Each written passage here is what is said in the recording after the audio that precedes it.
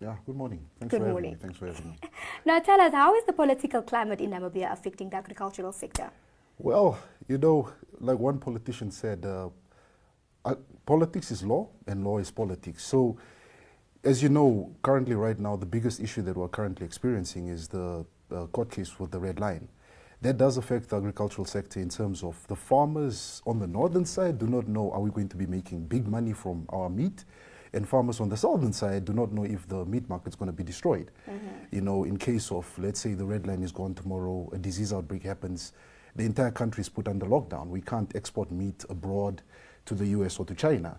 So right now, northern guys are rubbing their hands, but southern guys are a bit sweating. So it has really created a division, because when I've spoken to both northern and southern farmers, the northern farmers are saying, come on, let it happen. Southern farmers are saying, no, go create your own meat industry, because this is ours. We've worked this thing and we've invested billions in it.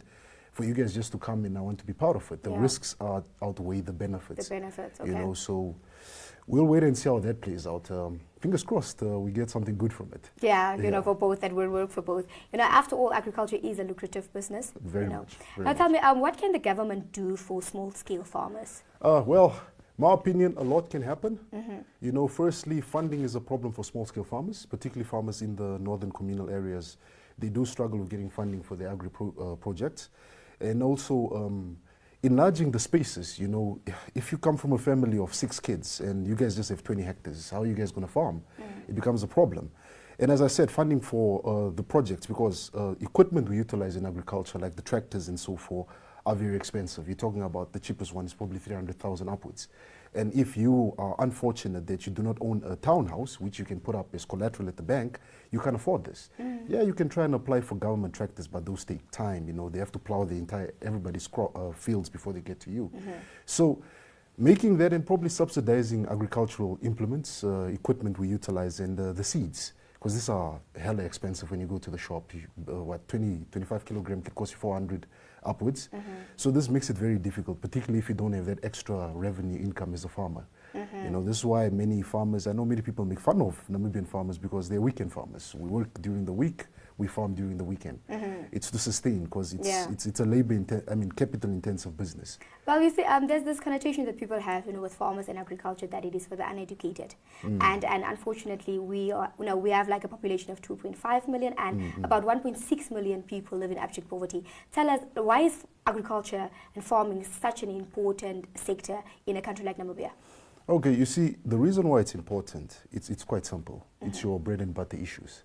Without farmers, and particularly our country, if we don't produce enough food, we would not have any food to eat.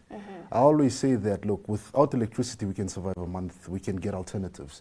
But without food, that's the day you'll see your grandmother wrestling someone for a bottle of milk in the shop. Okay, sir.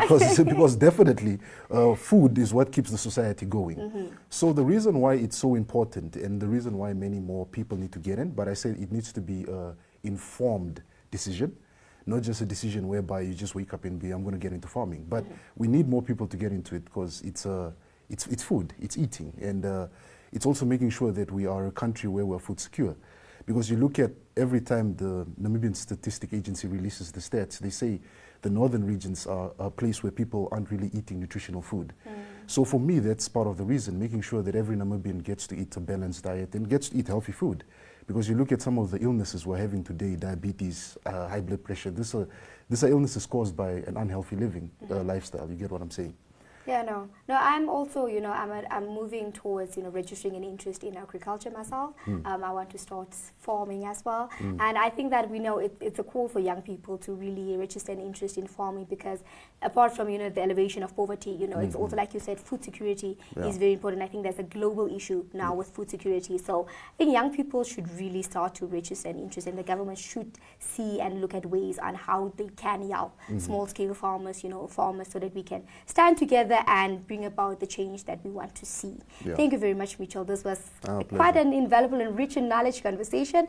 We appreciate it. Thank you for having me. Don't you move. We will be right back after this short commercial break.